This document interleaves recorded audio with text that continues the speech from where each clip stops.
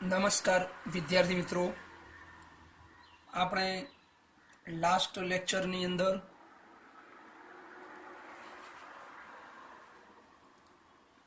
જનીનિક ભિન્નતા ધરાવતી પાક સંવર્ધિત જાતિ મેળવવા માટે 5 તબક્કા જોયેલા. ત્યારબાદ આપણે ત્યાંથી આગળ વધીશું કે બુકની અંદર જે લાસ્ટ 5 તબક્કા પછીનો એક લાસ્ટ પેરેગ્રાફ આપેલો છે. જે પેરેગ્રાફ પર વનસ્પતિ સંવર્ધનની આપણે વાત કરી કે વનસ્પતિ સંવર્ધન તકનીકી શામાં મદદરૂપ છે અને હરિયાળી ક્રાંતિ સાથે તેનો સંબંધ સ્પષ્ટ કરો, એવું આપણે એક પ્રશ્ન જોઈ લીધો. તો એને અનુસંધાનમાં થોડી ઘણી ચર્ચા અહીંયા આપેલી છે. વનસ્પતિ સંવર્ધન એટલે શું, બીજો પણ આપણે ક્વેશ્ચન જોયેલો, અને વનસ્પતિ સંવર્ધનના વિકાસની ટૂંકી રૂપરેખા આપો. એવા આપણે નાનકડા ક્વેશ્ચનો જોયેલા કે વનસ્પતિ સંવર્ધન તકનીકી શામાં મદદરૂપ છે, હરિયાળી ક્રાંતિ સાથેનો એનો સંબંધ સ્પષ્ટ કરો. બીજો ક્વેશ્ચન, વનસ્પતિ સંવર્ધન એટલે શું, વનસ્પતિ સંવર્ધનના વિકાસની ટૂંકી રૂપરેખા આપણે જોયેલી કે વનસ્પતિ સંવર્ધનના વિકાસની શરૂઆત કઈ રીતે થઈ. તો એને અનુસંધાનમાં આપણો એક ટોપિક આપેલો છે કે વનસ્પતિ સંવર્ધનના વિકાસની રૂપરેખાને ધ્યાનમાં રાખીને એક પેરેગ્રાફ, એ આપણા જે 5 તબક્કા પૂરા થયા એના પછીનો આપેલો છે કે ભારત એક કૃષિ પ્રધાન દેશ છે. ખેતી ભારતના કુલ ઘરેલું ઉત્પાદન, gross domestic production, GDP. Bharat એક કૃષિ પ્રધાન દેશ છે. ખેતી ભારતના કુલ ઘરેલું ઉત્પાદન એટલે ગ્રોસ ડોમેસ્ટિક પ્રોડક્શન, જીડીપી નો 33% હિસ્સો છે અને વસ્તીના 62% લોકોને રોજગાર પૂરો પાડે છે. એટલે ઘણી વાર એમસીક્યુમાં પૂછાય કે ભારત ખેતીના કુલ ઘરેલું ઉત્પાદન, ગ્રોસ ડોમેસ્ટિક પ્રોડક્શન એટલે કે જીડીપી એ 33% હિસ્સો ધરાવે છે. ખેતી ભારતના કુલ ઘરેલું ઉત્પાદન એ 33% હિસ્સો ધરાવે છે અને એની અંદરથી એ 33% હિસ્સો ધરાવે છે ને રોજગારી 62% વસ્તીને રોજગાર પૂરો પાડે છે. પ્રશ્ન આપણો અહીં એ છે કે ભારતની જ્યારે સ્વતંત્રતા પછી દેશ સામે મુખ્ય પડકાર એક વધતી જતી વસ્તી, જનસંખ્યા. તો એ જનસંખ્યા સામે પૂરતું ખોરાક ઉત્પાદન કરવાનું હતું. અગાઉ આપણે વનસ્પતિ સંવર્ધનના વિકાસની રૂપરેખામાં આપણે વાત આ કરી જ. તો જીડીપી નો હિસ્સો 33% છે, ગ્રોસ ડોમેસ્ટિક પ્રોડક્શન કુલ ખેતીનો ઘરેલું ઉત્પાદન એવું કે 33% છે અને 62% વસ્તીને રોજગાર પૂરો પાડે છે. સ્વતંત્રતા આઝાદી પછી વસ્તી વધતી ગઈ અને એ સંખ્યાને પૂરું પાડવા માટે ખોરાક ઉત્પાદન મેઇન એની સમસ્યા હતી. ખેતી માટે મર્યાદિત જમીન ઉપલબ્ધ છે, ખેતી માટે મર્યાદિત જમીન ઉત્પન્ન છે. તો તેવા સંજોગોમાં ઉપલબ્ધ જમીનમાં પ્રતિ એકમ પાક ઉત્પાદન વધે તેવા પ્રયાસો કરવા પડશે. તો આવા સંજોગોની અંદર અન્ન ઉત્પાદન વધારવું પડશે. ખેતી માટે જમીન પૂરતી છે તો આના માટે જમીનમાં પ્રતિ એકમ પાક ઉત્પાદન દરેકમાં ઉત્પાદન વધે, પ્રતિ એકમ એનું ઉત્પાદન વધે તેવા સંજોગોમાં આપણે કોઈ પ્રયાસો કરવા પડશે એ દિશામાં. તો આપણે ટોપિક આપણે જોયું કે વનસ્પતિ સંવર્ધન તકનીકી શામાં મદદરૂપ છે, હરિયાળી ક્રાંતિ સાથેનો સંબંધ આપણે સ્પષ્ટ કર્યો બધું સારી રીતે. તો એ હરિયાળી ક્રાંતિ ફરીથી ચર્ચા કરેલી છે કે ઈસવીસન 1960ના મધ્યમાં ઘઉં અને ચોખાની વધુ ઉચ્ચ ઉત્પાદન આપતી જાતોના વિકાસમાં વનસ્પતિ સંવર્ધનની તકનીકીનો ઉપયોગ કરવાના પરિણામ સ્વરૂપે, એટલે વનસ્પતિ સંવર્ધન તકનીકીનો ઉપયોગ કરવામાં આવ્યો ઈસવીસન 1960ની અંદર. મધ્યમાં ઘઉં અને ચોખાની વધુ ઉત્પાદન આપ્યું, પ્રતિ એકમ ઉત્પાદન વધે એવું વધુ ઉત્પાદન આપેલું. એના ફળ સ્વરૂપે ખાદ્ય ઉત્પાદનમાં શું થયું, પુષ્કળ અત્યાધિક વૃદ્ધિ થઈ. આ તબક્કાને હરિયાળી ક્રાંતિ અથવા ગ્રીન રિવોલ્યુશન તરીકે ઓળખાય છે. તો આપણે અગાઉનો જે પ્રશ્ન હતો એના સંદર્ભમાં જ આપણે ત્યાં પણ વાત કરેલી કે ભાઈ હરિયાળી ક્રાંતિ થયેલી, પાક વધેલો, જેના લીધે આપણે રાષ્ટ્રીય આવશ્યકતાઓની પ્રાપ્તિ થયેલી અને નિકાસ માટે સક્ષમતા પ્રાપ્ત થઈ, એવું આપણે અગાઉ ચર્ચા કરી કે જેના લીધે આપણે એની નિકાસ પણ કરી શક્યા. તો એ બસ એના અનુસંધાનમાં જ કે વનસ્પતિ સંવર્ધન તકનીકી એ હરિયાળી ક્રાંતિ સાથેનો સંબંધ સ્પષ્ટ કરો. એના અનુસંધાનમાં થોડીક ચર્ચા આપેલી છે કે ભારત એક કૃષિ પ્રધાન દેશ છે. ખેતી ભારતના કુલ ઘરેલું ઉત્પાદન નો 33% હિસ્સો ધરાવે છે, એટલે કે ગ્રોસ ડોમેસ્ટિક પ્રોડક્શન નો 33% હિસ્સો ધરાવે છે. બાકી પૂછાય અને 62% વસ્તીને રોજગાર પૂરો પાડે. સ્વતંત્રતા પછી વધતી જતી વસ્તીની સામે અન્ન ઉત્પાદન કરવું જરૂરી હતું. ખેતી માટે જમીન મર્યાદિત હતી, તો આવા સંજોગોની અંદર પ્રતિ એકમ પાક ઉત્પાદન વધે એવા પ્રયત્નો કરવામાં આવ્યા. તો વનસ્પતિ સંવર્ધનની અંદર ઈસવીસન 1960ના મધ્યમાં ઘઉં અને ચોખાની વધુ ઉત્પાદન આપતી જાતોનો વિકાસ થયો. વનસ્પતિ સંવર્ધન તકનીકોનો ઉપયોગ કરવામાં આવ્યો, જેના પરિણામ સ્વરૂપે અન્ન ઉત્પાદનમાં અત્યાધિક એટલે અન્ન ઉત્પાદન વધ્યું. તો આ સ્ટેજને આપણે હરિયાળી ક્રાંતિ, ગ્રીન રિવોલ્યુશન તરીકે ઓળખીએ છીએ. તો આજે આપણે વનસ્પતિ સંવર્ધનના મુદ્દા લગભગ આપણે બધા પૂરા કર્યા. વનસ્પતિ સંવર્ધનની અંદર આપણે નાનકડી 3-4 થિયરી જોઈ લીધી. પહેલો પ્રશ્ન આપણે જોયેલો પ્લાન્ટ બ્રીડિંગની અંદર વનસ્પતિ સંવર્ધન તકનીકી સામો મદદરૂપ છે. હરિયાળી ક્રાંતિ સાથે તેનો સંબંધ સ્પષ્ટ કરો. એ ક્વેશ્ચન જે ઇન્ટ્રોડક્શનમાં જોયેલો એની સાથે આ પેરેગ્રાફ મૂકશો તો પણ ચાલશે. ત્યાં ચર્ચામાં મુદ્દાને લઈશું. વનસ્પતિ સંવર્ધન તકનીકી સામો મદદરૂપ છે. પહેલો જ ઇન્ટ્રોડક્શન આપણે જોયેલો પ્લાન્ટ બ્રીડિંગનો, હરિયાળી ક્રાંતિ સાથે તેનો સંબંધ સ્પષ્ટ કરો. તો એની સાથે આપણે આ પેરેગ્રાફને ત્યાં લઈશું તો પણ વાંધો નહીં. તો આ પેરેગ્રાફને જ્યારે પણ તમે નોટ્સ બનાવો તો આ પેરેગ્રાફને ત્યાં ઇન્ટ્રોડક્શન જે પ્લાન્ટ બ્રીડિંગની છે શરૂઆતની એની સાથે આપણે જોઈન્ટ કરીશું. ત્યાર પછી આપણને ખબર છે બીજો પ્રશ્ન આપણે જોયેલો વનસ્પતિ સંવર્ધન એટલે શું, વનસ્પતિ સંવર્ધનના વિકાસની ટૂંકી રૂપરેખા આપો. બીજો ક્વેશ્ચન જોયેલો ક્લિયર. ત્રીજો ક્વેશ્ચન આપણે જોયેલા 5 તબક્કા જનીનિક ભિન્નતા ધરાવતી પાક સંવર્ધિત જાતિ વિકસાવી હોય તો 5 તબક્કામાંથી પસાર થવું પડશે. તો એ 5 તબક્કા જોઈશું. ત્યાર પછી ત્યાંથી આપણે એક થિયરી આગળ વધીશું કે ઉચ્ચ ઉત્પાદન વાળી ભારતીય સંકર જાતો જે આપણે 5 સ્ટેજના અનુસંધાનમાં કે વનસ્પતિ સંવર્ધિત નવી વનસ્પતિ બનાવી, તો એના અનુસંધાનમાં આપણે ત્યાંથી આગળ વધીશું નવા ક્વેશ્ચન તરફ. જે થિયરી ચાલે છે એની નોટ્સ બનાવતા રહેજો અને એની નોંધ કરતા રહેજો.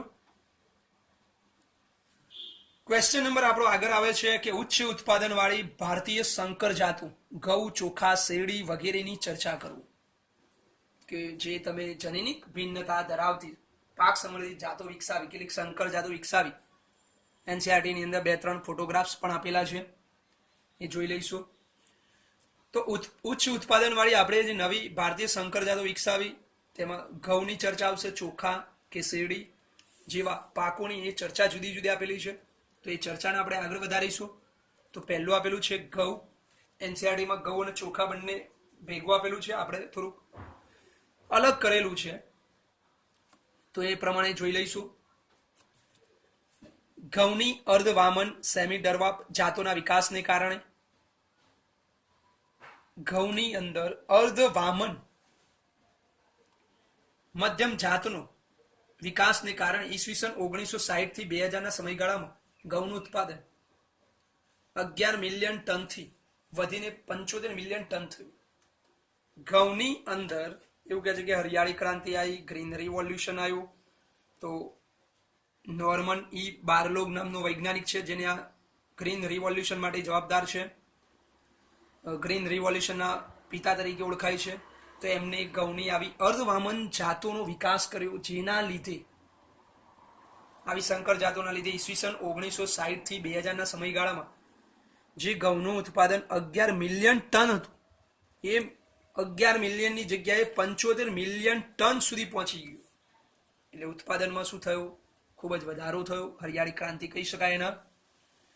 તો આ શ્રેય કોને જાય છે, તો નોબેલ પારિતોષિક વિજેતા નોર્મન ઈ બોરલોગે ઘઉં અને મકાઈના આંતરરાષ્ટ્રીય સુધારણા કેન્દ્ર international centre for wheat and maize improvement મેક્સિકોમાં. તો વૈજ્ઞાનિકનું નામ છે નોર્મન ઈ બોરલોગે. મેક્સિકોમાં આ અર્ધવામન ઘઉંની જાત વિકસાવી. એટલે મતલબ એવું કહે છે કે ભાઈ નોર્મન ઈ બોરલોગે અર્ધવામન ઘઉંની જાત વિકસાવી, જેના લીધે ઘઉંનું ઉત્પાદન 11 મિલિયન થી 75 મિલિયન ટન થઈ ગયું. એ મેક્સિકોમાં એને ઘઉંની જાત પહેલા વિકસાવી. તેના આધારે ઈસવીસન 1963માં ભારતના ઘઉં ઉગાડતા વિસ્તારોમાં સૌપ્રથમ એમને અર્ધવામન જે જાતો વિકસાવી હશે મેક્સિકોમાં વિકસાવી. ત્યાર પછી આપણે આવી જઈએ ભારતની વાત કરીએ કે તેના આધારે ઈસવીસન 1963માં ભારતની અંદર પણ ઘઉં ઉગાડતા વિસ્તારોમાં આવી ઉચ્ચ નીપજ આપતી અને રોગ પ્રતિરોધક એટલે રોગો સામે લડી શકે એવી જાત ભારતની અંદર પણ વિકસાવવામાં આવી ઘઉંની, જેનું નામ છે સોનાલિકા અને કલ્યાણ સોના જેવી જાતોને વિકસાવવામાં આવી. એટલે એમસીક્યુમાં વારંવાર રિપીટ થયેલો પ્રશ્ન કે ઘઉંની કઈ બે જાત વિકસાવવામાં આવી, તો આપણે યાદ રાખીશું સોનાલિકા અને કલ્યાણ સોના. ઘઉંની અંદર બે જાત સોનાલિકા અને કલ્યાણ સોના આ ભારતની અંદર વિકસાવી. સૌપ્રથમ અર્ધવામન જાત વિકસાવી નોર્મલ ઈ બોરલોગે વિકસાવી, જે મેક્સિકોમાં બનાવેલી, જેના લીધે ઘઉંનું ઉત્પાદન 11 મિલિયન ટનના લીધે 75 મિલિયન ટન થઈ ગયું. તો એની થોડીક સવિશેષ આપણે જોવી હોય માહિતી તો એક્સ્ટ્રા કેટલીક માહિતી આપણે જોઈશું. આપણે તો હાલ પૂરતું એટલું જ યાદ રાખીશું કોને હરિયાળી ક્રાંતિની શોધ કરી. નોર્મલી બરલોગ એના માટે જવાબદાર છે. મેક્સિકોમાં અર્ધવામન જાતિ સૌપ્રથમ શોધેલી. ત્યાર પછી ભારતની અંદર સોનાલિકા અને કલ્યાણ સોના જેવી ઘઉંની જાત બે વિકસાવી અને 11 મિલિયન ટનથી ઉત્પાદન સીધું થઈ ગયું, 75 મિલિયન ટન થઈ ગયું અર્ધવામન જાતોના કારણે. આપણે આટલું યાદ રાખીશું ઘઉં માટે. પણ આ સિવાય આપણે એક્સ્ટ્રા માહિતી જોઈ હોય તો એક્સ્ટ્રામાં જોઈએ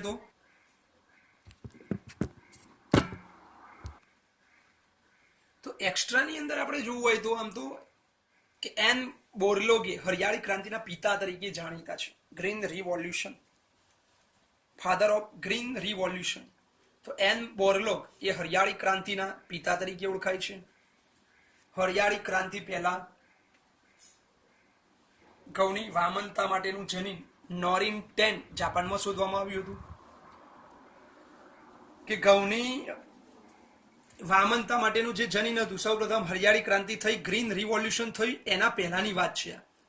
તો એ જનીન હતું ઘઉં માટેનું નોરિન 10 જે જાપાનમાં શોધવામાં આવ્યું, જે અમેરિકા એ યુઝ કરેલું વનસ્પતિ સંવર્ધનની અંદર અમેરિકાએ એનો ઉપયોગ કરેલો. નોરિન 10 જાપાનમાં ઘઉંની વામનતા માટેનું જનીન શોધવામાં આવ્યું. 1963માં મેક્સિકોની બે ઘઉંની જાતો, એટલે કોને આ મેક્સિકોની વાત છે નોર્મલ એટલે કે એન બરલોગ નામનો વૈજ્ઞાનિકે તો મેક્સિકોમાં પહેલા ઘઉંની જાતો શોધી. આપણે જે સિલેબસમાં આપણે આવે છે ભારતની અંદર જે બે જાતો આવે છે કે સોનાલિકા અને કલ્યાણ સોના, એ ભારતની બે જાતો છે ઘઉંની, એટલે આની કોઈ ચર્ચા નથી. એટલે 1963માં મેક્સિકોમાં બે ઘઉંની જાતો સોનોરા 64 અને લેરમાં રોજા 64 આ બંને જે જાતો છે એ મેક્સિકોમાં પહેલા બોરલોગે શોધેલી. અને ત્રીજી નોરિન 10 ને ભારતમાં દાખલ કરવામાં આવી. એટલે સમજો કે સૌપ્રથમ મેક્સિકોની અંદર બોરલોગે શોધેલી સોનોરા 64 ને લેરમાં રોજા 64 બંને, અને જાપાનની શોધેલી નોરિન 10, એટલે ટોટલ 3 થઈ. એ 3 ભારતમાં દાખલ કરવામાં આવી ઘઉંની આ જાતોને, પરંતુ જો ભારતની પરિસ્થિતિઓમાં અનુકૂલન સાધી શકે નહીં એટલે ટોટલ 3 થઈ. જાપાનની નોરિન 10 એક જાત ઘઉં માટેની ચર્ચા કરી છીએ. મેક્સિકોમાં પણ આને બરલોગે શોધેલી સોનોરા 64 અને લેરમાં રોજા 64, એટલે 3 દાખલ કરી ભારતની અંદર ઉગાડી, પણ ત્યાંની પરિસ્થિતિને ભારતની પરિસ્થિતિને અનુકૂળ સાધી શકે નથી. એટલે પ્રોપર આપણી ભારત માટેની બે જ છે ઘઉં માટેની જાતો સોનાલિકા અને કલ્યાણ સોના. આપણે યાદ રાખીએ શું એક્સ્ટ્રા આ માહિતી છે. ત્યાર પછી આપણે આગળ જોઈશું એવી જ રીતે ચોખાની વાત કરેલી છે, સેમ જેવી રીતે ઘઉંની વાત કરી તો ચોખાની પણ અર્ધવામન જાતોના વિકાસને કારણે ઈસવીસન 1960 થી 2000ના ગાળામાં ચોખાનું ઉત્પાદન 35 મિલિયન ટનથી વધીને 89.5 મિલિયન ટન થયું. તો આપણે જેવી રીતે ઘઉંની અંદર આ જ સેન્ટેન્સ કોમન હતું પણ મેં અલગ કરી નાખ્યું ઘઉંની અર્ધમામન જાતોના વિકાસને કારણે 1960 થી 2000 ના ગાળામાં ચોખાની જગ્યાએ ઘઉંનું ઉત્પાદન હતું કે 11 મિલિયન ટનથી આપણે 75 લખેલું કે ઘઉંની અંદર યાદ રાખીશું 11 મિલિયન થી 75 પહોંચી ગયું.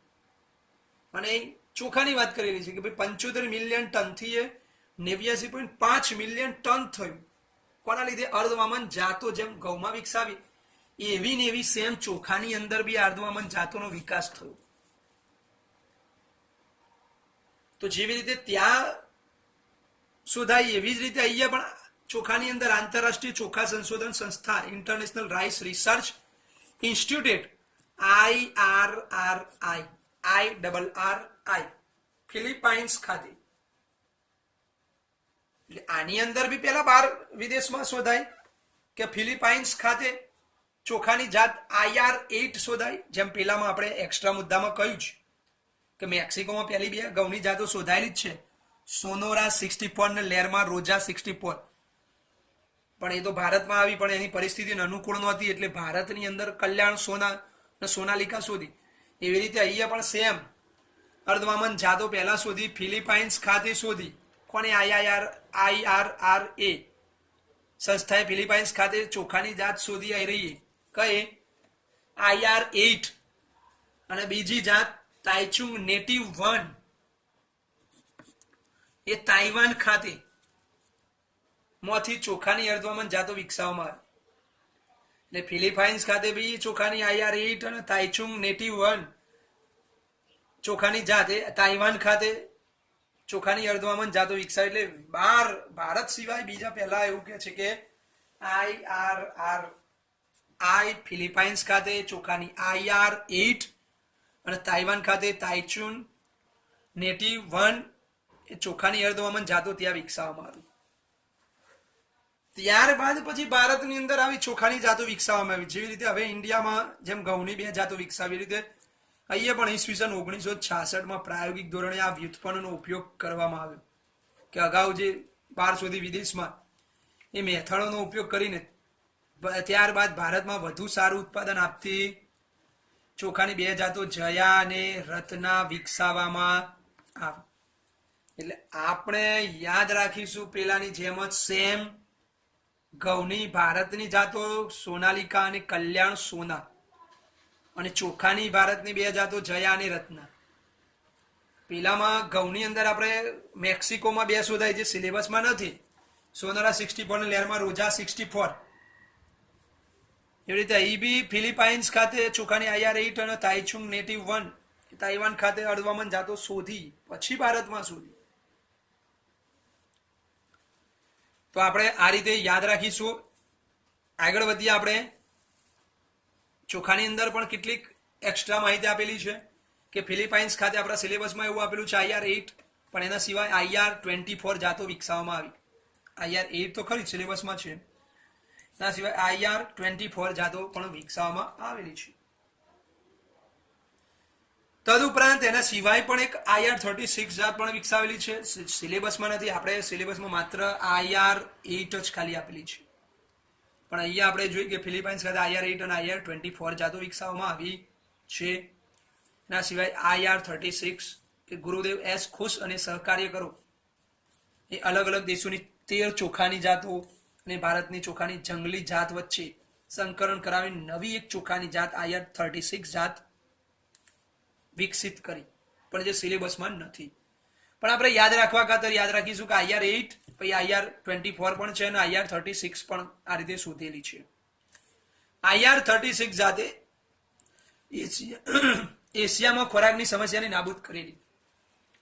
IR36 જાતે પણ ઉત્પાદન વધારે આપેલું અને એશિયામાં એ ખોરાકની સમસ્યાને નાબૂદ કરી હતી. તો આ રીતે આપણે ઘઉં અને ચોખા માટે અગત્યના મુદ્દા ચોક્કસ યાદ રાખીશું કે ભારતની અંદર આપણે કઈ કઈ જાતો વિકસાવી? ઘઉંની સોનાલિકા, કલ્યાણ સોના, ચોખાની જયા અને રત્ના. એવી રીતે ઘઉં અને ચોખાની અર્ધમામન જાતોના વિકાસને કારણે ઈસવીસન 1960 થી 2000 ના ગાળામાં ઘઉંનું જો ઉત્પાદન પૂછાય તો આપણે યાદ રાખીશું 11 મિલિયન થી 75 મિલિયન ટન થયું, અને ચોખા માટે 35 મિલિયન ટન થી 89.5 મિલિયન ટન થયું. એવી રીતે આપણે યાદ રાખીશું. ત્યાર પછી એક આગળનો મુદ્દો આપણે જોઈએ ઘઉં, ચોખા. ત્યાર પછી મુદ્દો એક આવશે આપણે શેરડી, જેની અંદરથી ઘણીવાર આ એમસીક્યુમાં પૂછાઈ ગયેલી થિયરી છે. એમસીક્યુ કોઈના કોઈ જગ્યાએ પૂછાતું હોય. સુગર કેનની વાત છે તો અહીંયા નાનકડા બે જ મુદ્દાની ખાલી ચર્ચા છે કે શેરડીની અહીંયા બે જાતો આપેલી છે. યાદ કઈ રીતે રાખવું કે દાખલા તરીકે પહેલી જાત સેકેરમ બાર્બેરી આપેલી છે. જાત શેરડીની જાત આપેલી છે સેકેરમ બાર્બેરી, જે પૂછાય. સેકેરમ બાર્બેરીને ઉત્તર ભારતમાં ઉગાડવામાં આવતી, ઉત્તર ભારતમાં ઉગતી, એનું નામ આપણે યાદ રાખ્યું સેકેરમ બાર્બેરી. યાદ રહેશે સેકેરમ બાર્બેરી એટલે ઉત્તર ભારતમાં તો સેઉ યાદ રાખીશું. સેઉ ઉપરથી સેકેરમ સે અને ઉત્તર એટલે નોર્થ ઇન્ડિયા એટલે આપણે યાદ રાખ્યું તો સેઉ યાદ રાખ્યું. સેકેરમ બાર્બેરી ને ઉત્તર ભારતમાં ઉગાડવામાં આવે. સેકેરમ બાર્બેરી સેઉ, સેકેરમ બાર્બેરી ઉત્તર ભારત. પરંતુ તેમાં શર્કરાનું પ્રમાણ ખૂબ ઓછું અને ઉત્પાદન પણ ઘણું ઓછું.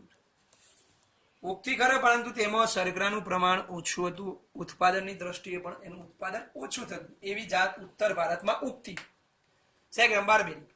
ક્લિયર? સેકેરમ બાર્બેરી ક્યાં ઉગે? સેવ એટલે ઉત્તર ભારતમાં ઉગે, પણ એનું ઉત્પાદન ઓછું થાય, શર્કરાનું પ્રમાણ પણ ઓછું.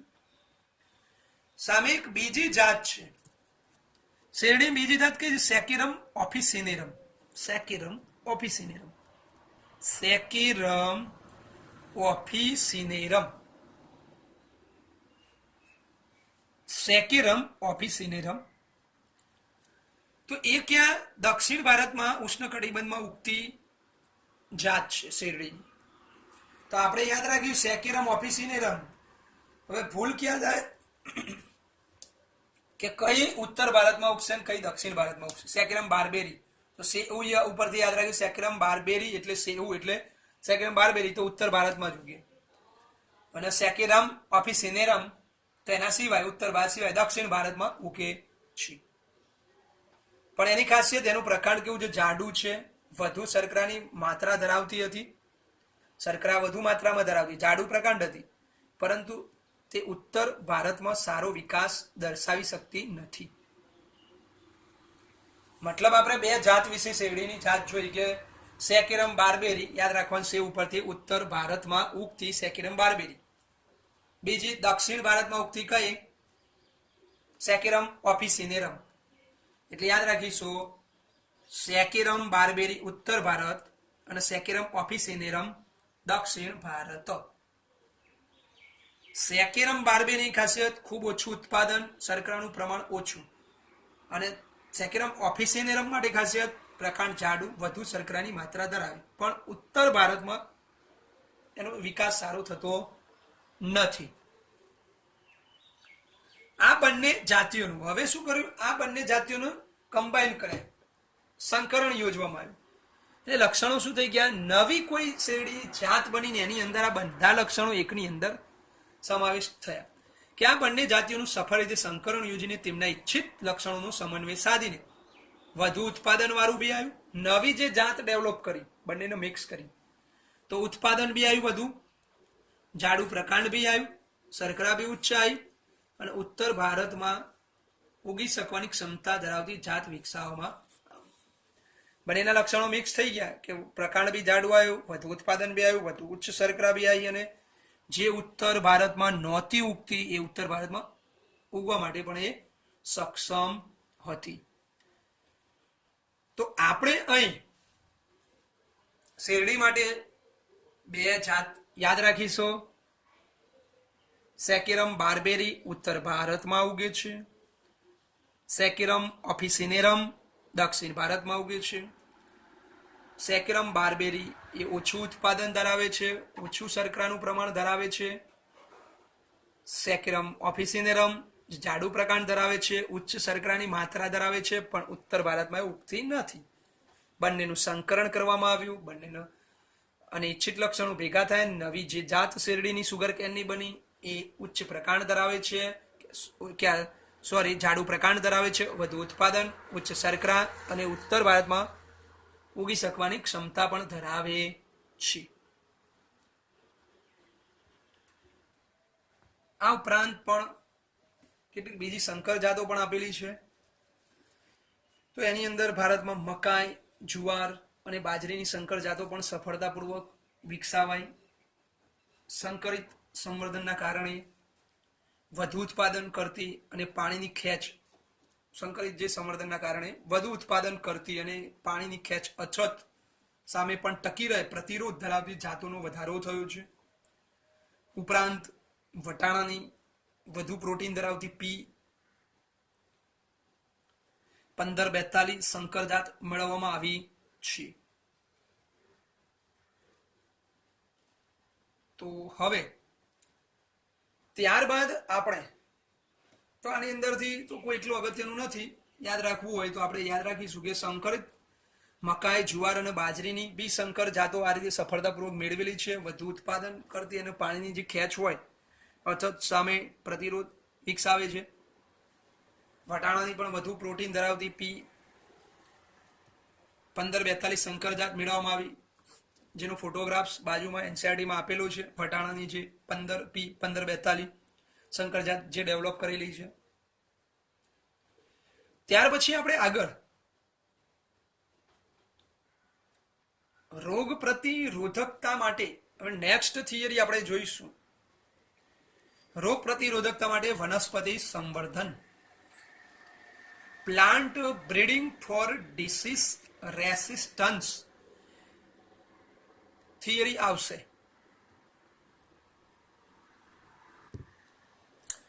તો આપણે આગળની થિયરી જોઈ લઈએ. નાનકડો ટોપિક છે. રોગ પ્રતિરોધકતા માટે વનસ્પતિ સંવર્ધન એટલે plant breeding for disease resistance, એટલે રોગો ના થાય એની સામે ટકી રહે એવા વનસ્પતિ સંવર્ધન દ્વારા આપણે પ્લાન્ટ તૈયાર કરવાના છે કે રોગ પ્રતિરોધકતા હોય, રોગો સામે ટકી રહે એવા પ્લાન્ટ બ્રીડિંગ દ્વારા આપણે તૈયાર કરીશું. છોડની વાત છે. અથવા તો ક્વેશ્ચન આ રીતે પણ પૂછાય કે પાક જાતિઓ માટે રોગકારકો એટલે પાકો ઉપર જે રોગો થતા એના માટે જવાબદાર રોગકારકો, એ રોગોની માહિતી, કયા કયા રોગો થઈ શકે. રોગકારકો વાયરસ, બેક્ટેરિયા કે ફૂગજન્ય હોઈ શકે. આ રોગકારકો પાકમાં થતા હોય વાયરસથી થાય, બેક્ટેરિયા કે ફૂગ દ્વારા. એ રોગોની માહિતી, કયા કયા રોગો થઈ શકે એની અંદર વાયરસ, બેક્ટેરિયા દ્વારા, અને રોગ પ્રતિકારક જાતોના સંવર્ધનથી એટલે કે રોગ સામે લડી શકે એવા જાત વિકસાવવાથી રોગ પ્રતિકારક જાતોના સંવર્ધનનું મહત્વ કે એનાથી શું ફાયદો થશે. તો આપણે 3 અલગ અલગ પ્રશ્નો આપેલા છે. આપણે છૂટું પાડીને સમજીશું. એનસીઆરટીમાં ભેગું છે તો તમે એ રીતે અલગ કરીને નોટ્સબુકમાં લખશો. તો પહેલો આપણું છે કે પાક જાતિઓ માટે રોગકારકો.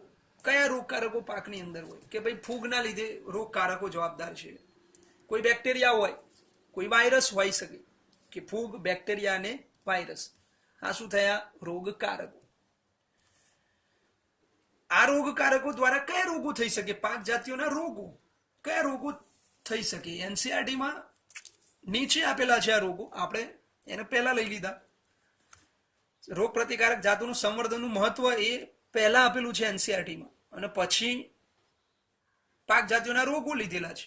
આપણે સરળતા ખાતર સમજવા માટે મેં પહેલા પાક જાતિઓના રોગો લીધા છે કે ભાઈ ફૂગજન્ય રોગો કયા થઈ શકે. તો ઘઉંનું ભૂરો ગેરું, બ્રાઉન રસ્ટ ઓફ વ્હીટ. તો આપણે યાદ રાખવું પડશે કે ભાઈ ફૂગ દ્વારા કયા રોગો, બેક્ટેરિયાજન્ય, ફૂગજન્ય રોગો.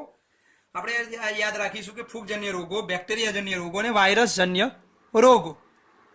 તો ફૂગજન્ય રોગોમાં આપણે બ્રાઉન રસ્ટ વ્હીટ યાદ રાખીશું. બ્રાઉન રસ્ટ વ્હીટ, રસ્ટ એટલે કાટ કહી શકાય. આપણે અગાઉ આવી ગયું ચેપ્ટર નંબર ધોરણ 11 ની અંદર બાયોલોજીકલ ક્લાસિફિકેશન, જૈવિક વર્ગીકરણ. બ્રાઉન રસ્ટ ઓફ વ્હીટ કાટ, એની ઉપર લાગતો ઘઉંનો ભૂરો ઘેરું રોગ. એવી જ રીતે શેરડીમાં પણ ફૂગ લાગે, લાલ સડો થઈ જાય, એના પ્રકારમાં લાલ લાલ ડાઘ જોવા મળે. Red road of sugar can, અને બટાટાનો સુકારો, બટાટાનો પાછોતરો સુકારો. લેટ બ્લાઇટ ઓફ પોટેટો, કરમાઈ જવાય એના પર્ણ ને બધું. તો 3 રોગો આપણે યાદ રાખીશું. ઘઉંમાં બ્રાઉન રસ્ટ ડિસીઝ, શેરડીમાં રેડ રોડ ડિસીઝ, અને પોટેટોમાં લેટ બ્લાઇટ ડિસીઝ, આ રોગ ફૂગજન્ય છે એવું યાદ રાખીશું. ઘઉં, શેરડી, બટાટા એક્ઝામ્પલ. બેક્ટેરિયાજન્ય રોગો આપણે યાદ રાખીશું. ક્રુસિફેરનો કાળો ગેરુ, બ્લેક રોટ ક્રુસિફર્સ. આ રાઈ ને એની વાત છે. ક્રુસિફેરી બ્રાસિકેસી ફેમિલીની અંદર રાઈ જેવા છોડની અંદર ટપકા થઈ જાય, બ્લેક રોટ થઈ જાય, તો એ બેક્ટેરિયાજન્ય રોગ છે, તો એક યાદ રાખીશું. પછી વાયરસજન્ય રોગો પણ આપેલા છે, તો એ બે આપેલા છે. એક ટોબેકો મોઝેઇક, તમાકુની અંદર થતો કિરમેર ડિસીઝ, ટોબેકો મોઝેઇક આપણે યાદ રાખીશું. અને સલગમનો કિરમેર રોગ એટલે આપણે અંગ્રેજી શબ્દ યાદ, ટર્નિપ જેને કહેવાય, ટર્નિપ મોઝેઇક. ટર્નિપ એટલે બીટ જેવું જ આવે, પણ બીટ ના કહી શકાય, પણ એના જેવું જ નીચે મૂળની અંદર ખોરાકનો સંગ્રહ કરતું, જેને આપણે ટર્નિપ તરીકે ઓળખીએ છીએ. ગુજરાતીમાં એને સલગમ કહી શકાય, ટર્નિપ મોઝેઇક. એટલે આપણે આ રીતે ફૂગજન્ય રોગો તો brown rust of wheat, red rot of sugarcane એટલે ઘઉંમાં રેડ રોટ, વીટમાં બ્રાઉન રસ્ટ અને પોટેટોમાં લેડ બ્લાઇટ ડિસીઝ યાદ રાખીશું. બેક્ટેરિયાજન્ય તો બ્લેક રોટ ક્રુસિફેરી યાદ રાખીશું. વાયરસજન્ય તો ટોબેકો મોઝેઇક અને ટર્નિપ મોઝેઇક યાદ રાખીશું. ગુજરાતી ટોબેકો તમાકુ, ટર્નિપ એટલે સલગમ કહી શકાય. સલગમ તમારે કદાચ બુકની અંદર સલગસ સલગમ શબ્દ છે એટલે સુધારો કરશો. તો આ રીતે આપણે ડિસીઝ યાદ રાખ્યા પછી રોગ પ્રતિકારક જાતોના સંવર્ધનનું મહત્વ શું, કે આવા રોગો સામે ટકી રહે એવી આપણે એડવાન્ટેજ જો જાતો બનાવીશું તો એનાથી ફાયદો શું, કે જે રોગો થયા બેક્ટેરિયા કે ફૂગજન્ય કે વાયરસજન્ય, જે રોગો થાય જ નહીં તો એવો પ્લાન્ટ હોય તો એનાથી બેનિફિટ શું. તો બે એક આના ઇમ્પોર્ટન્સ અગત્યતાઓ મહત્વ આપેલું છે કે આવી સંકર જાત હોય, રોગો ના થાય બેક્ટેરિયા કે ફૂગજન્ય દ્વારા, તો ફાયદો શું. તો રોગકારક પાક જાતિઓના ઉત્પાદન પર અસર કરી, રોગકારક જાત ના ઉત્પાદન પર અસર કરી 20 થી 30% સુધી ઉત્પાદન ઘટાડે, ક્યારેક સંપૂર્ણ નુકસાન પણ કરે. સંવર્ધનનું મહત્વ આપેલું છે કે રોગકારકો જો વાયરસ, બેક્ટેરિયા કે ફૂગ દ્વારા રોગો થાય તો સ્વાભાવિક છે કે ઉત્પાદન ઘટવાનું છે. તો ઘણીવાર એવું કે 20 થી 30% આપણે જે ધાર્યું હોય એના કરતાં ઉત્પાદન ઓછું થાય, કેમ કે વાયરસ કે બેક્ટેરિયા કે ફૂગજન્ય ડિસીઝ થયું છે. ક્યારેક જો એનો રોગની અસર વધારે હોય તો શક્ય છે કે આખું સંપૂર્ણ નુકસાન પણ વધારે થાય એનાથી, એટલે 20 થી 30% વધારે પણ 50% પણ નુકસાન થઈ જાય. ક્યારેક સંપૂર્ણ નાશ પણ કરી શકે, આખો પાક ફેલ પણ જાય વધારે રોગ થયેલો હોય તો. આ પરિસ્થિતિમાં ખેતી વિષયક જાતોમાં રોગ પ્રતિકારક જાતોના સંવર્ધનથી ખાદ્ય ઉત્પાદનમાં વધારો થાય છે. એટલે જે 20 થી 30% રોગોના લીધે ઘટાડો થવાનો છે, એ રોગ જ જો નથી લાગતો તો સ્વાભાવિક છે કે ખાદ્ય ઉત્પાદનમાં, એના ઉત્પાદનમાં વધારો થાય છે. તો એક આપણે મહત્વ કીધું કે જો રોગકારકો લાગ્યા ન હોય, રોગ એટલે વાયરસ, બેક્ટેરિયા ન લાગે એવી સંકરિત આપણે જાત વિકસાવેલી હોય તો સ્વાભાવિક 20 થી 30% એનું ઉત્પાદન ઘટે, કદાચ સંપૂર્ણ છોડને નુકસાન થઈ શકે, એ બધું બચી જાય. તો સ્વાભાવિક છે કે અન્ન ઉત્પાદન એક વધી શકે સંવર્ધિત આવા સંકર જાત. બીજું એનું સંવર્ધન આપેલું છે કે ફૂગનાશક કે જીવાણુનાશકનો ઉપયોગ ઘટાડવામાં મદદ કરે છે. હવે આપણે જો આવી સંકર જાત એક્સ્ટ્રા ઓર્ડિનરી રોગ ન થાય એવી વિકસાવેલી હશે તો સ્વાભાવિક છે કે એની દવાનો પણ ઉપયોગ ઘટશે, કે ફૂગને મારવા માટે કે ફૂગનાશક કે બેક્ટેરિયાનો નાશ કરવા માટે ફૂગનાશકો કે જીવાણુનાશકનો ઉપયોગ ઘટાડવામાં મદદ કરે છે. આપણે કોઈ બહારથી દવા છાંટવાની જ જરૂર નથી, ફૂગ લાગી નથી, બેક્ટેરિયાનો રોગ થયો જ નથી, તો એનો ઉપયોગ દવાઓ છાંટવાની હોય એના વિરોધ, એ તો ઉપયોગમાં શું થાય, ઘટાડવામાં મદદ કરે છે, સ્વાભાવિક છે. યજમાન વનસ્પતિનો પ્રતિકાર એ રોગ ઉત્પન્ન થવાથી, હોસ્ટ વનસ્પતિ જે હોય એ યજમાન વનસ્પતિનો પ્રતિકાર એ રોગ જો થાય તો રોગ ઉત્પન્ન થવાથી રોગકારકના અટકાવવાની ક્ષમતા છે. યજમાન વનસ્પતિનો પ્રતિકાર એ રોગ ઉત્પન્ન થાય તો એને અટકાવવાની, એની અંદર રોગ ઉત્પન્ન થવાથી જો યજમાન વનસ્પતિ હોય એને જો રોગ લાગુ પડે તો એ રોગકારકના અટકાવવાની ક્ષમતા એની અંદર રહેલી છે. એનસીઆરટીમાં આપણે એ શબ્દ સુધારવો પડશે. રોગકારકના અટકાવવાની ક્ષમતા છે કોની અંદર, વનસ્પતિની અંદર. જો રોગ લાગુ પડ્યો હોય તો રોગ ઉત્પન્ન થવાથી રોગકારકના અટકાવવાની ક્ષમતા એ યજમાન વનસ્પતિમાં રહેલી છે. તો એ રોગકારકની જગ્યાએ રંગકારક શબ્દ છે એટલે આપણે સુધારી રોગકારક કરીશું. રોગકારક ના અટકાવવાની ક્ષમતા છે. એ લખેલું હશે તમારી બુકમાં, રંગ કારકના અટકાવવાની ક્ષમતા છે. એટલે રંગ કારકની જગ્યાએ આપણે કરીશું રોગકારક. રંગની જગ્યાએ રોગ શબ્દ કરીશું. અટકાવવાની ક્ષમતા છે જે યજમાન વનસ્પતિના જનીન બંધારણના આધારે નિર્ધારિત થાય છે. કે અહીં એવું કહેવા માંગે યજમાન વનસ્પતિની અંદર પ્રતિકાર કરવાની ક્ષમતા છે. જો રોગ લાગુ પડે તો રોગની સામે લડવા માટેની એ રોગકારકને અટકાવવાની એની અંદર ક્ષમતા રહેલી જ છે વનસ્પતિમાં. પણ એ અલગ અલગ વનસ્પતિના જનીન બંધારણને આધારે હોય છે ક્ષમતા. કોઈની અંદર કેપેસિટી રોગ સામે લડવાની વધારે હોઈ શકે, કોઈની અંદર એ ઓછી હોઈ શકે છે. તો આપણે અહીંયા આ ટોપિક અહીંયા પૂરું કરીએ છીએ. આગળ નેક્સ્ટ ટોપિકની અંદર જઈએ એ પહેલા આપણે આ બધા ટોપિક એકવાર આજે આપણે જે ચલાવ્યું એનો રિવાઇઝ જોઈ લઈએ. કે આપણે પહેલો ટોપિક કયો ચલાવ્યો કે ભારત એક કૃષિ પ્રધાન દેશ છે.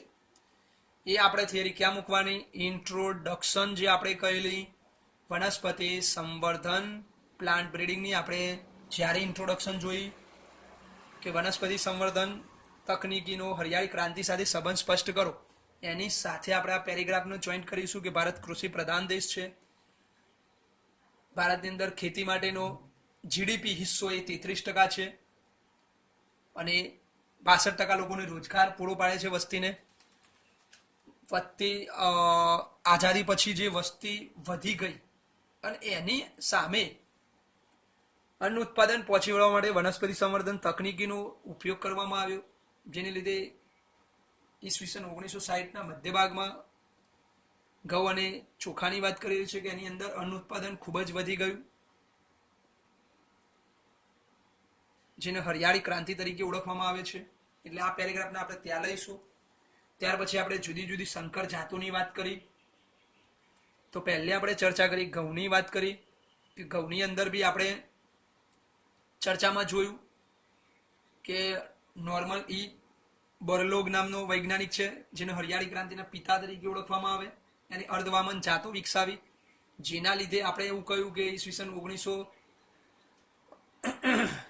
આપણે એવું અંદર કહ્યું કે ઘઉંની અંદર ઈસવીસન 1960 થી 2000ના સમયગાળામાં ઘઉંનું ઉત્પાદન છે 11 મિલિયન ટનથી વધીને 75 મિલિયન ટન થઈ ગયું. એ અર્ધવામન જાતો વિકસાવી. એ સૌપ્રથમ મેક્સિકોમાં આવી અર્ધવામન જાતો ઘઉંની વિકસાવી. પછી 1963માં ઘઉંમાં અર્ધવામન જાતો વિકસાવી, સોનાલિકા અને યાદ રાખીશું કલ્યાણ સોના, એવી 2 જાતો વિકસાવી. પછી આપણે એક્સ્ટ્રામાં જોયું થોડું ઘણું કે ઘઉંની અંદર મેક્સિકોની અંદર 2 જાતો વિકસાવી, સોનોરા 64, લેરમાં રોજા 64 અને જાપાનની નોરિન 10. પણ એ ભારતમાં દાખલ કરી, પણ એ ભારતની પરિસ્થિતિને અનુકૂળ ના એટલે ત્યાં ઉગી નહીં. એટલે પછી ભારતની અંદર આ ઘઉંની 2 જાતો વિકસાવેલી, સોનાલિકા અને કલ્યાણ સોના વિકસાવી. પછી ચોખામાં બી આપણે એ જ રીતે જોયું કે ભાઈ ચોખાની અંદર બી અર્ધવામન જાતોના વિકાસને કારણે ઈસવીસન 1960-2000ના ગાળામાં ચોખાનું ઉત્પાદન બી 35 મિલિયન ટનથી 89.5 મિલિયન ટન થયું. તો આપણે એ પણ યાદ રાખીશું. ત્યાર પછી આપણે જોયું કે ભાઈ IRRI ફિલિપાઇન્સ ખાતે બી ચોખાની IR8 અને તાઇચુન નેટિવ 1 તાઇવાન ખાતે ચોખાની અર્ધવામન જાતો વિકસાવવામાં આવી. અને તેને ધ્યાનમાં રાખીને ભારતમાં વધુ ઉત્પાદન થાય માટે જયા અને રત્ના ચોખાની જાતો પણ વિકસાવવામાં આવી. ચોખાની જાતો જયા અને રત્ના યાદ રાખીશું. એવી જ રીતે શેરડીમાં સુગર કેનમાં આપણે 2 જાત જોઈ, સેકેરમ બાર્બેરી ઉત્તર ભારતમાં ઉગતી હતી, દક્ષિણ ભારતમાં ઉગતી સેકેરમ ઓફિસિનેરમ જોઈ. બંનેની ખાસિયતો જોઈ કે ભાઈ સેકેરમ બાર્બેરી જે ઓછું ઉત્પાદન, શર્કરાનું પ્રમાણ બી ઓછું હતું, જ્યારે દક્ષિણ ભારતની સેકેરમ ઓફિસિનેરમ જે હતી એની અંદર આપણે એવું જોયેલું કે જાડું પ્રકાર વધુ શર્કરાની માત્રા ધરાવતી હતી, પણ ઉત્તર ભારતમાં ઉગતી નહોતી. હવે આ બંનેને મિક્સ કરીને એક નવી જાત ઉત્પન્ન કરી, એ વધુ ઉત્પાદન ધરાવતી, જાડું પ્રકાર, ઉચ્ચ શર્કરા અને ઉત્તર ભારતમાં ઉગી શકવાની ક્ષમતા પણ ધરાવતી હતી. ત્યાર પછી આપણે જોયું આ ઉપરાંત પણ ત્યાર પછીની વાત જુવારની આપણે વાત કરી કે મકાઈ, જુવાર, બાજરી વગેરેની પણ સંકર જાતો વિકસાવી અને ઉચ્ચ ઉત્પાદન અને પાણીની ખેંચ સામે પણ ટકી શકે એવી જાતો ડેવલપ કરવામાં આવી. છેલ્લો આપણે પ્રશ્ન જોયો. નેક્સ્ટ છેલ્લું આપણે છેલ્લો લાસ્ટ પ્રશ્ન કે રોગ પ્રતિરોધકતા માટે વનસ્પતિ સંવર્ધન એટલે plant breeding for disease resistance જોયું. એની અંદર આપણે છૂટું પાડીને તમે યાદ રાખશો કે પાક જાતિઓ માટે રોગકારકો કયા તો ફૂગ, બેક્ટેરિયા, વાયરસ એ રીતે જ યાદ રાખવાનું. ફૂગજન્ય રોગો કયા તો તમારે 3માં ઘઉં, શેરડી અને બટાટામાં યાદ રાખવાનું. ઘઉંનો બ્રાઉન રસ્ટ યાદ રાખવાનું, શેરડીમાં રેડ રોટ અને લેડ બ્લાઇટ પોટેટો, બરાબર. બેક્ટેરિયામાં ક્રુસિફેરનો બ્લેક રોટ અને વાયરસજન્ય ટોબેગો મોઝેક ને ટર્નિપ એટલે સલગમ, બીટ જેવું પ્લાન્ટ. અને પછી મહત્વ આપણે જોયું રોગ પ્રતિકારક જાતોના સંવર્ધનનું મહત્વ. તો સ્વાભાવિક છે કે રોગકારક જાત હશે તો જે ઉત્પાદન રોગના લીધે 20-30% ઘટતું હતું એ નહીં ઘટે. એટલે સીધી વસ્તુ કે અન્નનું ઉત્પાદનમાં એક વધારો થશે. બીજો મુદ્દો આપણે જોયું કે ફૂગનાશક કે જીવાણુનાશકનો ઉપયોગ નહીં કરવો પડે. દવાઓનો છંટકાવમાં ઘટાડો થશે. અને જે તે યજમાન વનસ્પતિ હોય એ રોગ સામે લડવા માટેની રોગકારકના અટકાવવાની ક્ષમતા ધરાવે જ છે. ત્યાં આપણે સુધારો કર્યો કે રંગકારક નહીં, રોગકારકના અટકાવવાની ક્ષમતા ધરાવે જ છે. એ દરેક યજમાન હોય એ યજમાનના જનીન બંધારણના આધારે નિર્ધારિત થાય છે. એટલે દરેક પ્લાન્ટની રોગ સામે લડવાની ક્ષમતા એ અલગ અલગ જોવા મળતી હોય છે. ઓકે, નેક્સ્ટ વિડીયોની અંદર આપણે આગળની થિયરી જોઈશું. આજે આપણે આ ચેપ્ટરના PDF ફાઇલ મેં વોટ્સઅપ ગ્રુપમાં સેન્ડ કરેલી છે. બધા જ MCQ તમારે આ નોટ્સ બનાવવાની છે અને સાથે સાથે MCQ પણ ઘરે તમારે સોલ્વ કરવાના રહેશે. Okay, thank you.